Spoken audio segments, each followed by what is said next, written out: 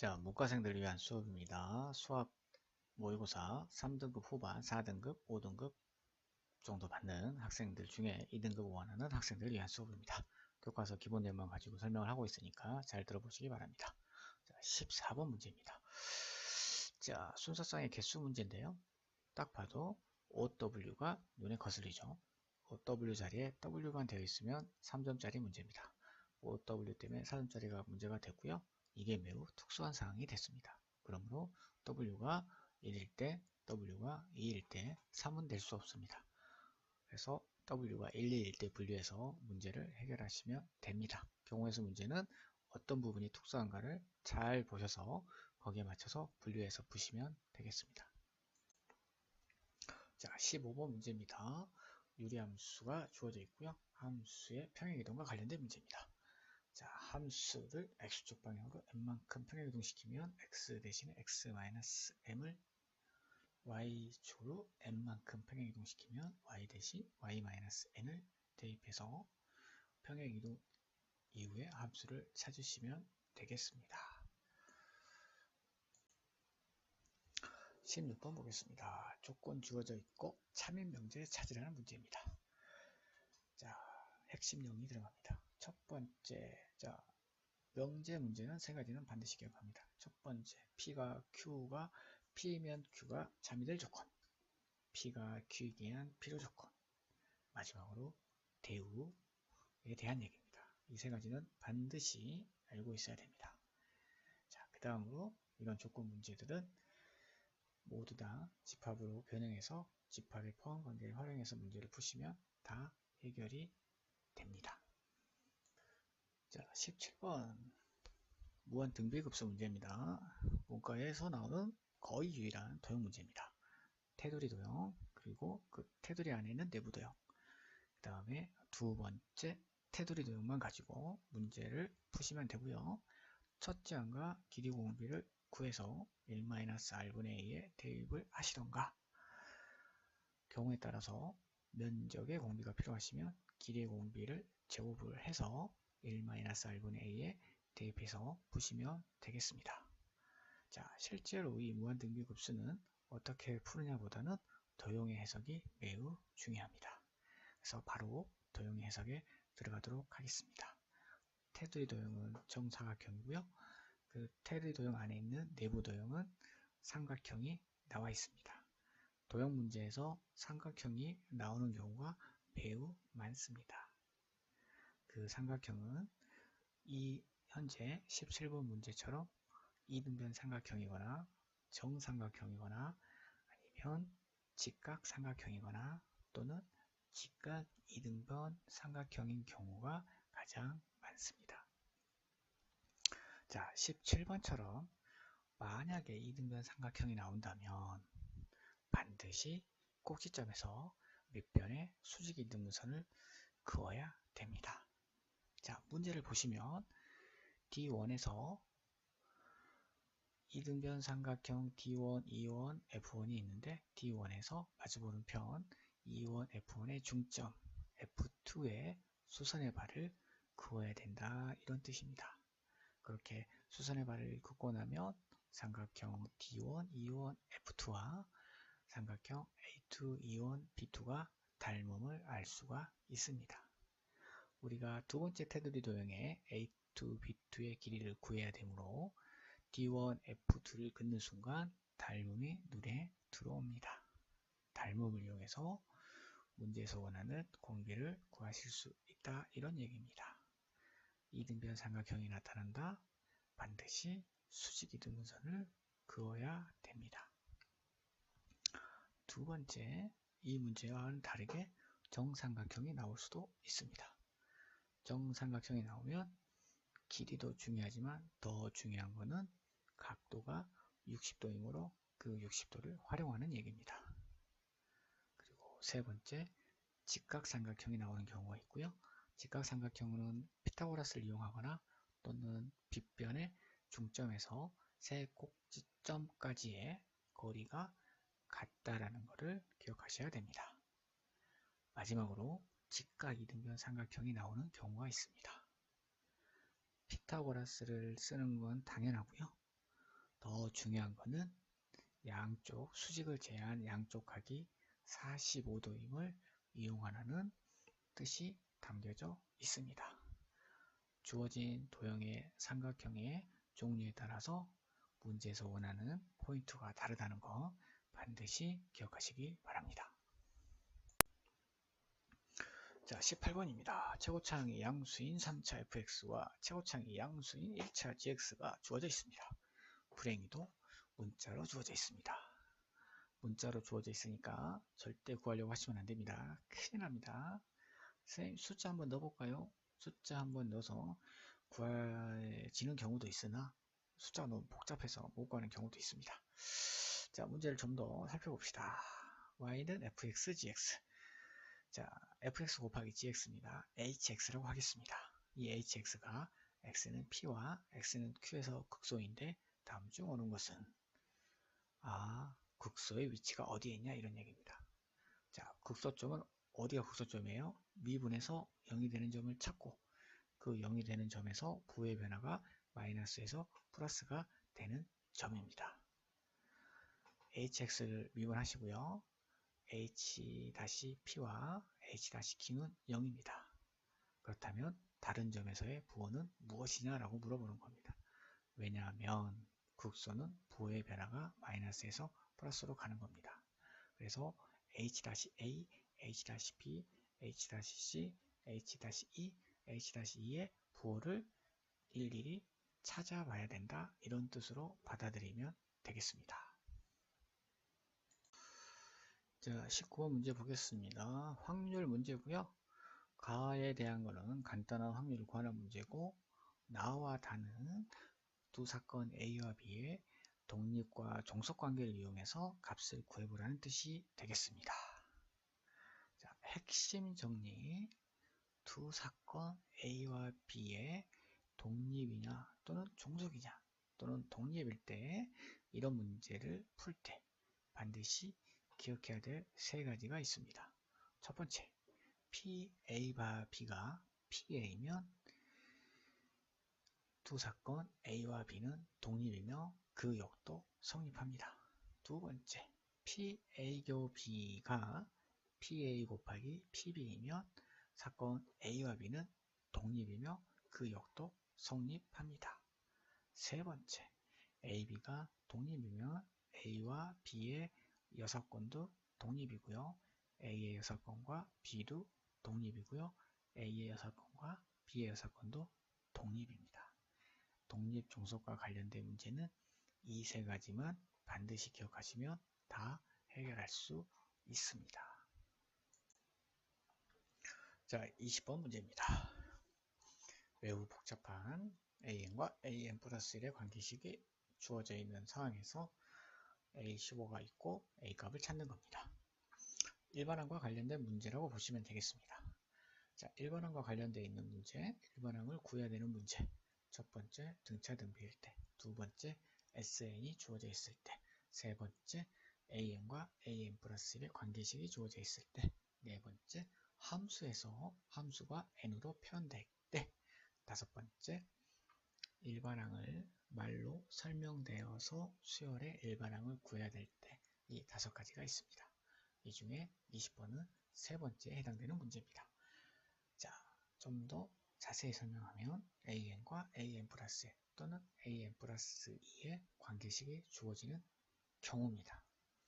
그때의 등차수열을 나타내는 A 플러스 1 빼기 AN이 D가 되거나 등비수를 나타내는 A 플러스 1이 RAN이라는 식이거나 변변이 더하는 꼴인 AN 플러스 1 마이너스 AN이 하나의 수열이거나 변변이 곱한 꼴인 AN분의 AN 플러스 1이 N분의 N 플러스 1인 꼴을 제외한 모든 관계식의 일반항은 절대 구하시면 안됩니다. 1부터 집어넣어서 문제를 푸셔야 됩니다. 그러므로 20번 문제는 당연히 n에다가 1부터 집어넣어서 문제를 푸시면 해결할 수 있습니다. 자, 유리함수 정근선에 관련된 문제네요. 26번입니다. 자, 유리함수 fx의 정근선을 구하는 방법, 분모가 0이 되는 점, 그 다음에 x를 무한대로 보냈을 때 나온 극한값, 이 두 가지가 점근선을 나타내는 직선의 값이 되겠습니다.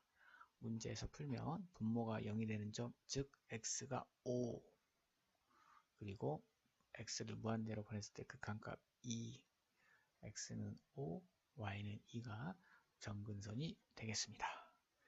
자, 점근선을 구하고 그래프를 그릴 때 x에다 0을 넣어보세요. 그러면 y절편이 나옵니다. 점근선 그려서 그 y절편을 구한 다음에 거기에 맞춰서 유리함수를 그리시면 되겠습니다. 자, 27번 확률 문제입니다. 정확하게는 조건부 확률입니다. 그 조건부 확률을 위해서 구술의 개수를 구하는 문제예요. 그러니까 문제를 거꾸로 낸 거에 불과합니다. 조건부 확률을 물어볼 수도 있고 조건부 확률을 주고 주어진 상황에 개수를 물어볼 수도 있다. 뭐 그런 얘기입니다. 자, 이 조건부 확률 문제는 첫 번째로 가장 중요한 게 확률 문제가 도대체가 이 확률 문제가 조건부 확률인지 아닌지 판단하는 게 가장 중요합니다.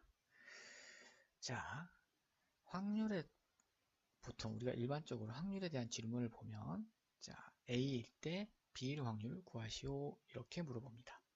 자, 이렇게 이런 걸로 이루어지는데 대부분의 이런 걸로 이루어지면 조건부 확률이라고 생각을 해도 무방하긴 한데 항상 그렇진 않아서 조금 위험합니다. 그래서 자, A일 때 B일 확률을 구하라는 그 상황에서 이게 조건부 확률인지 아닌지 판단할 수 있는 기준을 말씀드리겠습니다.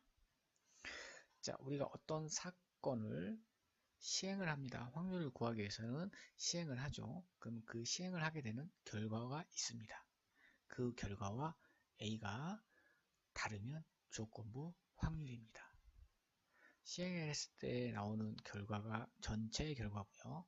그 중에 일부가 A이므로 이 문제는 조건부 확률 문제이다 라고 판단하시면 되겠습니다. 문제를 보시면 두 상자 A, B에서 각각 한 개씩 임의로 꺼낸 구슬이 서로 같은 색이라고 같은 색일 때 라고 되어 있습니다. 자, 상자 두 개에서 한 개씩 임의로 꺼냈는데 그 꺼낸 구슬의 결과를 보면 서로 같을 수도 있고 서로 다를 수도 있습니다. 그 경우가 전체의 경우죠. 그런데 문제에서는 서로 같은 색일 때만 보라는 얘기입니다. 조건부 확률임을 명확히 알 수 있는 대목이 되겠습니다. 자, 그 다음에 두 번째로 조건부 확률인지 알았어요. 그랬을 때 그 확률을 어떻게 구하냐 이런 얘기죠. 자, 문제로 다시 돌아가서 서로 같은 색일 때 이런 뜻입니다. 그렇다면 같은 색인 경우를 다 모아놓습니다. 같은 꺼낸 구슬이 서로 같은 경우인 경우는 다 모아놓습니다. 그 중에 흰색일 확률을 구하는 문제가 되겠습니다. 자, 좀 더 정확하게 말씀드리면 27번 같은 경우에 자, 시행을 두 상자 A, B에서 한 개씩 구슬을 꺼내보면 그 구슬이 서로 같을 수도 있고 서로 다를 수도 있는데 서로 같은 색일 때에 대한 문제이므로 조건부 확률 문제입니다. 그런데 서로 같은 색인 경우는 흰 구슬로 같은 경우도 있고 검은색으로 같은 경우도 있습니다. 그래서 흰 구슬로 같은 경우 더하기 검은색으로 같은 경우 분의 흰색으로 같은 경우를 구하시면 그게 문제에서 원하는 서로 같은 색일 때 흰색일 확률이 되겠습니다. 자, 무슨 말인지 알겠죠? 그래서 조건부 확률 문제는 만약에 A일 때 B일 확률이 조건부 확률이라는 확신이 서 있으면 A인 경우를 다 모으시면 됩니다. 그 모은 것 중에 B가 차지하는 비율을 구하는 문제이므로 A가 분모로 가고요. 그 중에 B를 분자로 보내시면 되겠습니다. 28번입니다. 함수가 주어져 있고요. 3차 함수가 주어져 있어서 닫힌 구간에서의 최대값, 최소값의 문제가 되겠습니다. 자, 닫힌 구간에서의 최대 최소 문제는 양 끝점에 함수값 두 개죠. 그 값과 극대값, 극소값을 비교해서 가장 큰 값이 최대값이고 가장 적은 값이 최소값이 되겠습니다. 자, 문제 28번을 보면 구간이 닫힌 구간 -a에서 a까지이므로 f-a와 fa 값을 구하시고요. 그 다음에 3차 함수를 미분해서 극대값과 극소값을 비교해서 문제를 해결하시면 되겠습니다. 다음으로 최대값, 최소값 문제 중에서 열린 구간인 경우가 있습니다. 이 열린 구간에서의 최대값과 최소값은 있을 수도 있고 없을 수도 있습니다. 그런데 만약 문제에서 있다라면 그 값이 최대값이라면 그건 극대값일 거고요. 최소값이라면 극소값이 최소값이 된다는 것을 기억하시기 바랍니다. 일반적으로 열린 구간에서의 최대 최소 문제는 도형과 관련된 문제에서 많이 나옵니다. 자, 29번입니다. 29번 함수 fx가 주어져 있고요. 특정한 조건에 맞춰서 새로운 함수 gx를 찾은 다음에 특정한 점에서 미분 가능하지 않는다에 대한 그런 문제가 되겠습니다. 자, 우선 주어진 함수 fx를 보겠습니다. 함수가 구간에 따라 나눠져 있습니다. 함수를 그려서 풀어야 됩니다. 그런데 다행히 자, 함수가 그려져 있습니다. 자, 두 번째 문제를 쭉 읽어보면 점이 AB가 나와 있고요. 그 밑에 실수 X에 대하여 점 SFX라는 말이 나와 있습니다. 자, 여기서 말하는 실수 X에 대해서 점 SFX를 점 P라고 얘기하겠습니다. 이 P의 의미는 어떻게 받아들여야 되냐 이런 뜻입니다. 이 P는 함수를 따라서 움직이고 있다라고 생각하셔야 됩니다. 그냥 특정한 점을 찍으시면 안 되고요. 아, 함수에 따라서 점 P가 뭐하고 있다? 움직이고 있다 이런 얘기입니다. 그러므로 P의 길이와 PB의 길이가 계속 뭐하고 있습니까? 변하고 있는 거죠. 그래서 어떤 점이 함수에서 계속 움직인다라는 생각을 가지고 있다면 그 함수를 자, 왼쪽에서부터 주어진 함수 왼쪽에서부터 함수를 따라서 천천히 이동해 가면서 문제에 맞춰 푸시면 되겠습니다. 문제를 쉽게 이해하는데 가장 중요합니다. 점 SFX는 함수 위에서 움직이는 점이다 라는 개념을 갖고 문제를 해석하셔야 됩니다. 자, 그 다음에 그 밑에 문장을 보면 크지 않은 값에 대한 얘기입니다. 자, 우리가 문제를 풀다 보면 크지 않은 값 또는 작지 않은 값을 구할 때가 있습니다. 그래서 이런 크지 않은 값과 작지 않은 값을 구할 때는 자, 같은 값이 기준이 된다는 생각을 반드시 하셔야 됩니다. 같은 값이 기준이 됩니다. 그 다음에 네 번째입니다. 자, 어떤 함수가 연속인데 그 함수가 x는 a에서 미분 가능하지 않다고 합니다. 마지막 문장이죠. 마지막에서 두 번째 문장이죠. 또는 연속인 함수가 x는 a에서 미분 가능한지 안 한지에 대한 그런 문제들을 많이 접하게 됩니다. 자, 기본적으로 미분 가능하냐 그렇지 않냐의 이런 문제는 반드시 x는 a를 기준으로 양쪽으로 함수가 두 개로 나눠진다는 뜻입니다. 뒤집어 얘기하면 함수가 x는 a를 기준으로 나누어져 있지 않다면 무조건 미분 가능하다는 뜻입니다. 그러므로 x는 a에서 미분 가능한지 안 한지 물어보지도 않을 뿐만 아니라 물어볼 이유도 없는 거죠. 그걸 다시 뒤집어서 생각하면 x는 a에서 미분 가능하지 않다 또는 미분 가능한지 안 하는지 알아보라는 문제는 x는 a에서 그 함수가 오른쪽 함수와 왼쪽에 있는 함수가 서로 다르다는 것을 암시하고 있는 겁니다. 그래서 x는 a를 기준으로 오른쪽 함수와 왼쪽 함수를 구한 다음에 오른쪽 함수를 미분해서 a 집어넣고요. 왼쪽 함수 미분해서 a 집어넣어서 그 값이 같으면 x는 a에서 미분 가능하고요. 다르면 미분 가능하지 않습니다. 그런 방식으로 미분 가능하지 않는 점을 찾으시면 되겠습니다.